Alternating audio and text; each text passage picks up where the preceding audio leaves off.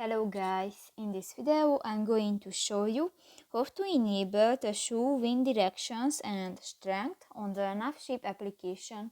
But first of all, I just want to mention, please don't forget to subscribe to our channel, because at 100,000 subscribers we are going to show you our YouTube revenue statistics and growth strategy, how to make money online. So let's jump into it.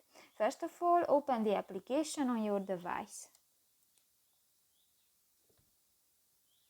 Tap to the three lines at the upper left corner of the screen and go to the settings option.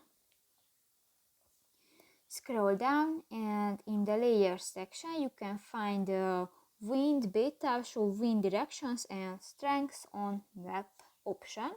And if you want to enable, just click to the next white circle. And new, this function is enabled. So that's pretty much it for this video, guys. See you in the next one. Bye bye.